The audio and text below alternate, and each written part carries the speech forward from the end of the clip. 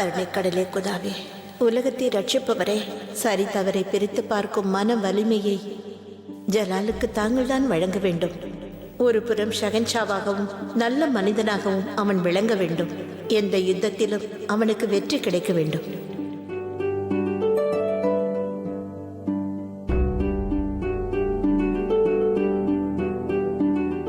மகாராணிக்கு வெற்றி உண்டாகட்டும். அத்கா அவர்களும் தொடர்மல் அவர்களும் உங்களை சந்திக்க அனுமதி கேட்கிறார்கள். ஆதாப் மகாராணி அவர்களே. வணக்கம். ஆதாப், அப்படி என்ன பிரச்சனை வந்திருக்கிறது? இந்த காலை வேளையில் தாங்கள் வந்திருக்கிறீர்களே? இவ்விஷயத்தை தங்களிடம் எவ்வாறு கூறுவதென்றே எங்களுக்கு விளங்கவில்லை. ஆனால் வேறு வழியும் இல்லை. முகலாய ராஜ்யம் தற்போது போரை எதிர்கொள்ள வேண்டியுள்ளது. இச்சூழலில் ஒரு சங்கடமான செய்தியும் தெரிய வந்துள்ளது. அப்படி என்ன சங்கடம்? இளவரச நிகாருக்கு யார் உதவி செய்கிறார்கள் என்று தெரிய வந்திருக்கிறது. யார் அவர்? பேகம் மகாச்சூச்சக், ஹக்கீம் மிர்சாவின் தாயார். யாக்குதா, முன்பிருந்தே என்னையும் ஜலாலையும் அவருக்கு பிடிக்கவே பிடிக்காது. ஆனால் அவர் இவ்வளவு தூரம் செல்லுவார் என்று நான் யோசித்து பார்த்ததே இல்லை. அவர் இந்த முகலாய ராஜ்யத்தின் பேகம் என்று கூறவே எனக்கு வெட்கமாக உள்ளது. நிகாரின் மனதில் இப்படி ஒரு விஷத்தை விதைத்தது யார் என்று எனக்கு இப்பொழுது நன்றாக புரிகிறது. அவர் ஜலாலுக்கு எதிராக போரை அறிவித்திருக்கிறார். இது ராஜ்யத்திற்கு எதிரான புரட்சியாகும். ஜலாலால் இந்த உண்மையை தாங்கிக் கொள்ள இயலாது. மகாராணி அவர்களே, ஷெகன்ஷா அவர்கள் தனது தங்கைக்கு எதிராக போர் புரிய மாட்டேன் என்று உரைத்திருக்கிறார்.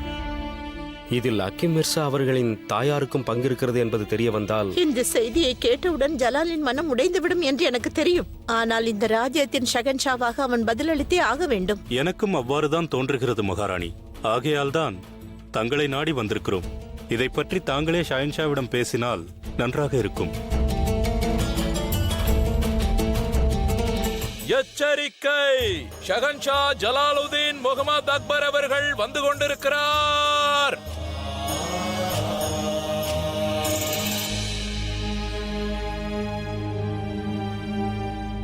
தாயே, என்னை எதற்காக தாங்கள் இந்த தர்பாருக்கு உடனே வரவழைத்தீர்கள்? உங்கள் அறைக்கே வரவழைத்து பேசியிருக்கலாமே. இப்பொழுது நான் தாயாக அல்ல, முகலாய சாம்ராஜ்யத்தின் மகாராணியாக தங்களிடம் முக்கிய ஆலோசனை நடத்தத்தான் வந்துள்ளேன். எனக்கு ஒரு தகவல் கிடைத்துள்ளது. அந்த தகவலை தாங்கள் தெரிந்து கொள்ள வேண்டியது மிகவும் முக்கியமாகும். கூறுங்கள் தாயே, அது என்ன தகவல்? இளவரசி நிகாருக்கு உதவி செய்து கொண்டிருப்பது யார் என்று தெரிந்துவிட்டது. துணையாக நிற்பது யார் என்று தெரிந்துவிட்டது. யார் அது? இதை செய்தது முகலாய சாம்ராஜ்யத்தில் உள்ள ஒருவர்தான். இளவரசி நிகாருக்கு உதவி செய்வது பேகம் மகாச்சூச்சக் ஆவார்.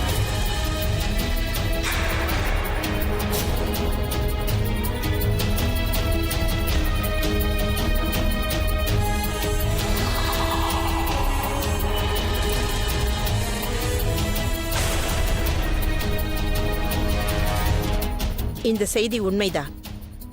சொந்த ராஜ்யத்திலே புரட்சி போர் நடத்துகின்றார்.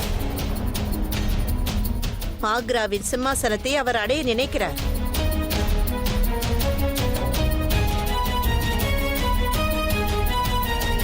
ஹுசூர், தாங்கள் எனக்கு கட்டளையிடுங்கள். என்ன செய்ய வேண்டும் என்று கூறுங்கள். என்னுடைய பெரிய அம்மாவும் என் சகோதரியும் எனக்கு எதிராக போர் புரிய நினைக்கிறார்கள். யாகுதா,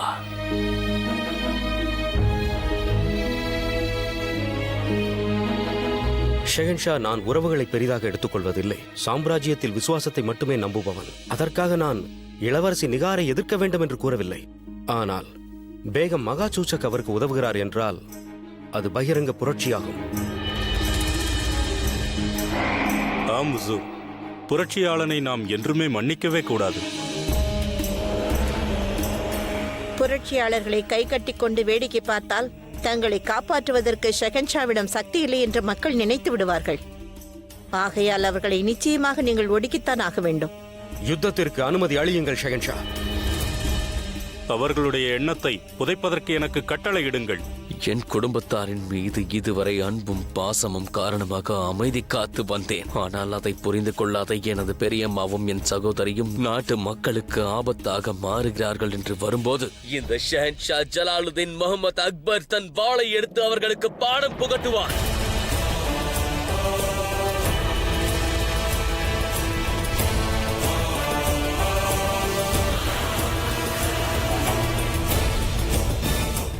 அவர்கள் என்ன நினைக்கிறார்கள்?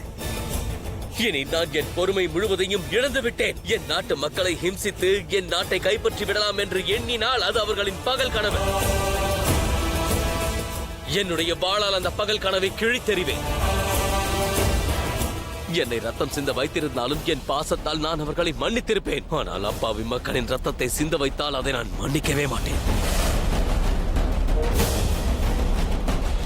இப்போது முகலாய சாம்ராஜ்யத்தின் ஷஹன்ஷா ஜலாலுதீன் முகமது அக்பர் போரை பிரகடனம் செய்கின்றான். போருக்கு ஆயத்தமாகுங்கள்.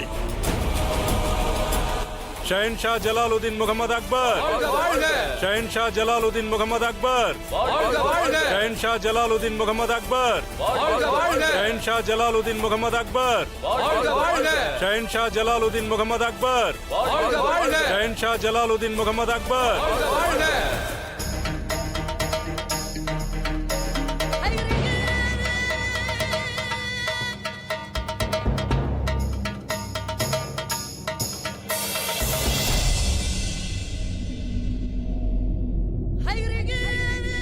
பேகம் சாஹிபா, அபு மாலியின் சலாமை ஏற்றுக்கொள்ளுங்கள்.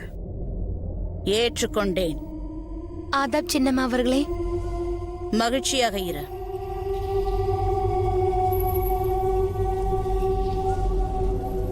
ஹைதர் ஹுசூர், நிகாருடன் நான் சற்று தனிமையில் பேச விரும்புகிறேன். ஆனால் நான் தங்களுடன் ஹுசூர், இது பேகம் சாஹிபாவின் விண்ணப்பம் அல்ல, கட்டளை. என்றுமே இவருக்கு இல்லை என்ற சொல் கேட்டு பழக்கமில்லை.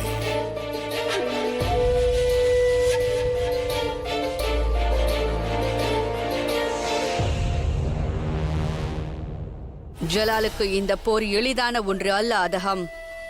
அந்த மகா சூச்சக்கை பற்றி எனக்கு நன்றாகவே தெரியும். முழு பலத்துடனும் ஆக்ரோஷத்தோடும் தான் போர் புரிவாள். கடுமையான யுத்தம் நடக்கப் போகிறது என்று எனக்கு தோன்றுகிறது. தாங்கள் மறந்து விட்டீர்கள் என நினைக்கிறேன். நானும் இந்த போரில் பங்கேற்க வேண்டும். ஜலால் தரப்பில் சண்டையிட வேண்டும். கொடுமையான விஷயம் என்னவென்றால், எந்த ஷஹன்ஷாவை நான் உயிரோடு பார்க்க விரும்பவில்லையோ அவனுக்கு ஆதரவாக போர் புரிய வேண்டும். ஒருவேளை இந்த போரில் எனக்கு ஏதாவது நேர்ந்தால் இவை அனைத்தையும் செய்து என்ன பயன்? இல்லை அதகம், உனக்கு ஒன்றும் நேராது. நான் தான் இருக்கிறேனே.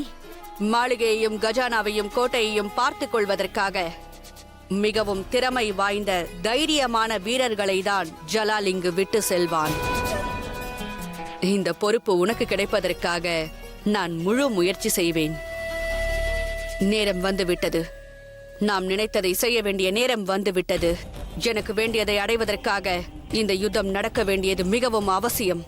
இந்த யுத்தத்தில் ஜலால் வென்றாலும் சரி, தோற்றாலும் சரி, ஒன்றை நினைவில் வைத்துக் கொள்ளாத ஹம், எது நடந்தாலும் சரி, வெற்றி நமக்குத்தான்.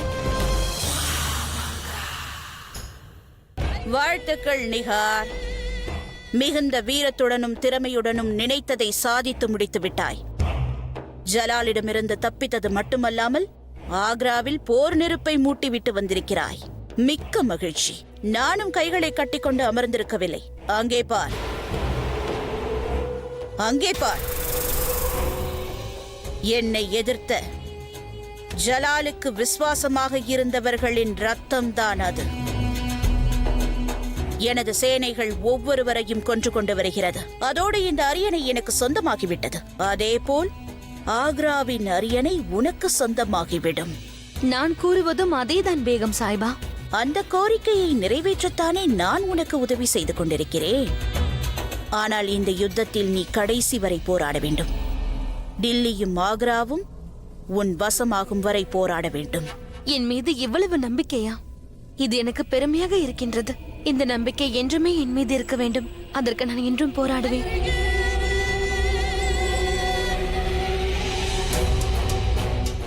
மாப்பிள்ளை அவர்களே, நலமா? தங்களுடைய ஆதரவு யாருக்கு கிடைக்கிறதோ அவர்கள் நன்றாகவே இருப்பார்கள் பேகம் சாஹிபா.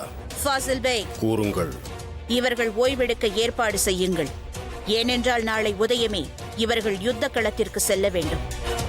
வாருங்கள் ராஜ்குமாரி அவர்களே, வாருங்கள். மாப்பிள்ளை அவர்களே, எனது மகள், அதாவது தங்களது மனைவி தங்களுக்காக காத்துக் கொண்டிருக்கிறார். உத்தரவு. ஆதாப்.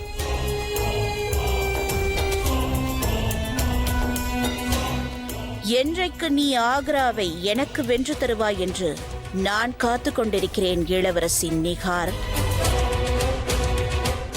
அப்பொழுதுதான் ஹிந்துஸ்தானிற்கு மகாராணியாகும் என் கனவு நிறைவேறும்.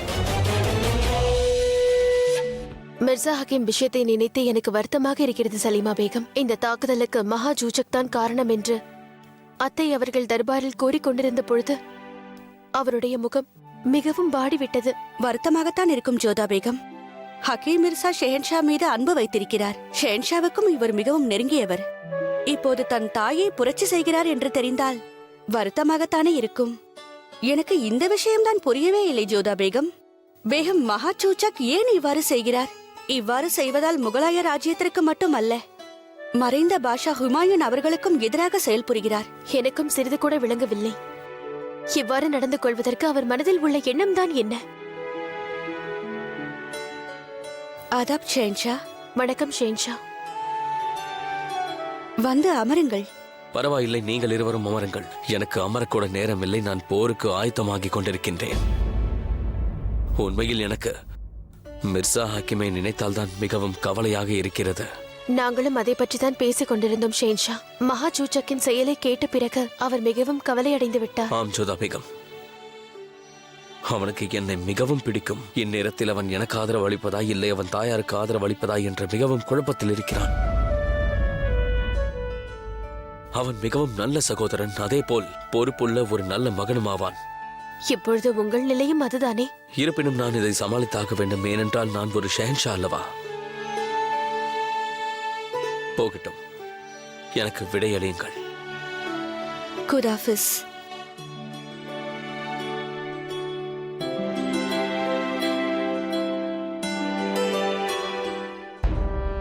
உசூர், இது நமது படைபலத்தின் விவரம். நம்மிடத்தில் இருக்கும் ஆயுதங்களை பற்றிய விவரங்களும் மற்ற அனைத்து விவரங்களும் இதில் தெளிவாக உள்ளது. அது மட்டுமல்லாமல் நம்முடைய மற்ற சேனைகள் வெவ்வேறு பிராந்தியங்களில் போருக்கு சென்றிருக்கிறார்கள். அதேபோன்று இன்னும் சிலர் பாதுகாப்பு பணியில் இருக்கிறார்கள். ரீவா, மேவாத், மால்வா, அஜ்மீர். நிச்சயமாக பேகம் மகாசூச்சக்கின் படைகளை ஒப்பிடும்போது நம்முடைய சேனையின் எண்ணிக்கை குறைவுதான். நம் சேனைகள் குறைவாக இருக்கலாம், ஆனால் அதற்கு அர்த்தம் நாம் பலவீனமானவர்கள் இல்லை அர்க்கா அவர்களே. நாம் நம் சேனைகளை சரியான விதத்தில் பயன்படுத்திக் கொண்டால் எவ்வளவு பெரிய எதிரியாக இருந்தாலும் அவர்களை தோற்கடிக்கலாம். நம் யானைகள் படையை கொண்டு நாம் சரியாக பயன்படுத்தினால் நிச்சயமாக நமது எதிரிகளை நாம் சுலபமாக தோற்கடிக்கலாம். எவ்வளவு பெரிய எதிரியாக இருந்தாலும் நிச்சயம் அவர்கள் ஓடிவிடுவார்கள். சரி, நம்முடைய எதிரிகள் இப்போது எங்கே இருக்கிறார்கள் என்பதை கூறுங்கள். அது இங்கே இருக்கிறது உசூர். இங்கு பஞ்சாப் கலனூரில் மகாசூச்சக்கின் படையினர் கூடாரம் அமைத்திருக்கிறார்கள். இளவரசி நிகாரும் அபு மாலியும் இங்கிருந்து ஆக்ராவை தாக்குவதற்கு தயாராக இருக்கிறார்கள்.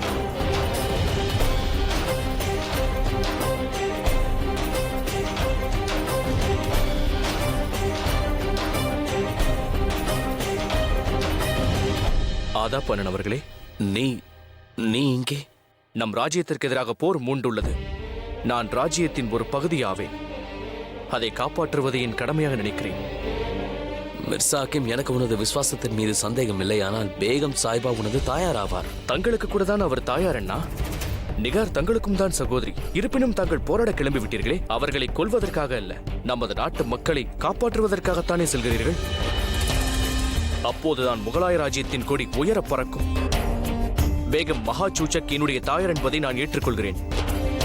அவர் இறந்ததற்கு பிறகு இறுதி சடங்கை நான் தான் செய்ய வேண்டும் என்பதையும் அறிவேன்.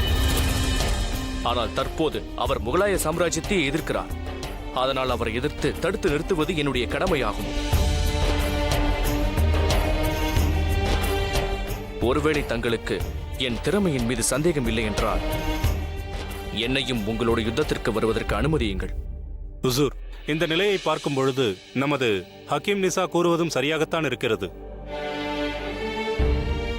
ஆனால் ஹுசூர், இன்னொரு பிரச்சனையும் இருக்கிறது. அந்தப்புரத்தின் பாதுகாப்பு.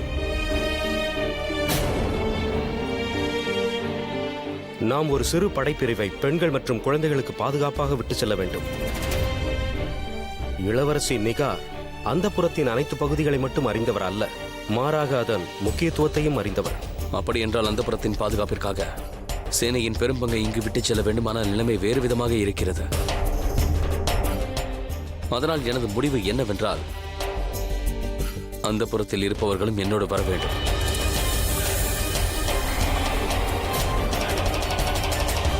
ஆனால் ஷெகன்ஷா, நாம் சென்று கொண்டிருப்பது போர்க்களத்திற்கு. தோற்றுமல்லவர்களே, நான் இல்லாத போதும் அந்தப்புரத்தில் தாக்குதல் நடத்த வாய்ப்பு இருக்கிறது. அதனால் இவர்கள் என்னோடு வருவது நல்லது. நான் அவர்கள் அருகில் இருந்தால் குறைந்தபட்சம் அவர்களுக்கு என்னால் பாதுகாப்பு அளிக்க முடியும். ஆனால் ஷெகன்ஷா, அங்கு அவர்களுக்கு ஆபத்து ஏற்பட... நாம் இங்கே இல்லாத போதும் அவர்கள் மீது தாக்குதல் நடத்த வாய்ப்பு இருக்கிறது. அதனால் அவர்களும் நம்மோட வரட்டும்.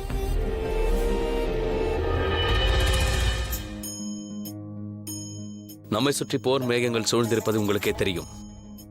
இந்த போரை சமாளிக்க பெரும் படை தேவைப்படுகிறது. அதனால் வீரர்களை இங்கே விட்டுச் செல்ல அனுமதிக்க முடியாது. நான் இங்கே இல்லாத பட்சத்தில் உங்கள் அனைவரின் பாதுகாப்பை எண்ணி நான் என்ன முடிவு எடுத்திருக்கிறேன் என்றால், நீங்கள் அனைவரும் என்னோடு வரப்போகிறீர்கள்.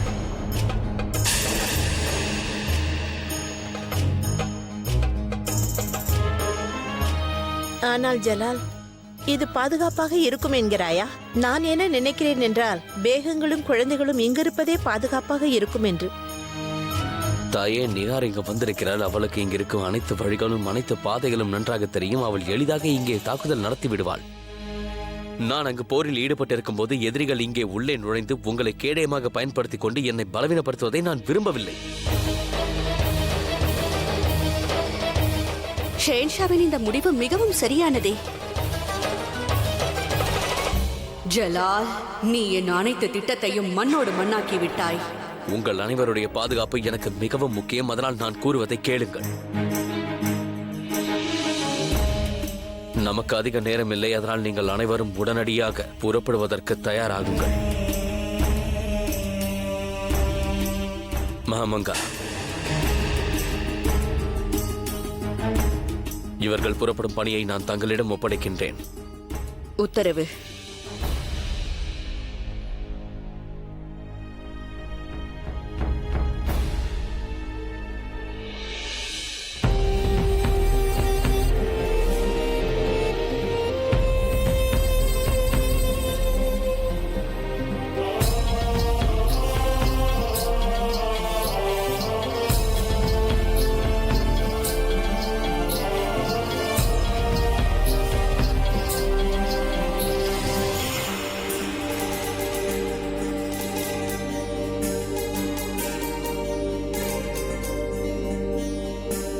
வணக்கம் ஷெஹன்ஷா. இந்தாருங்கள் பிரசாதம்.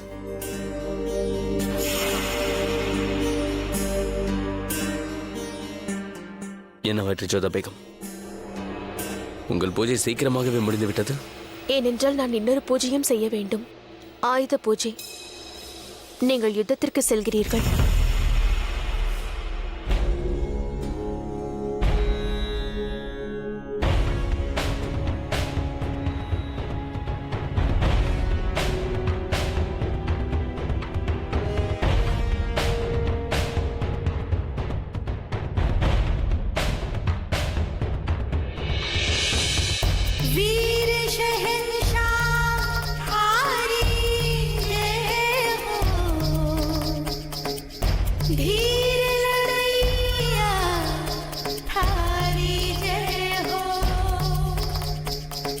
रणभूमि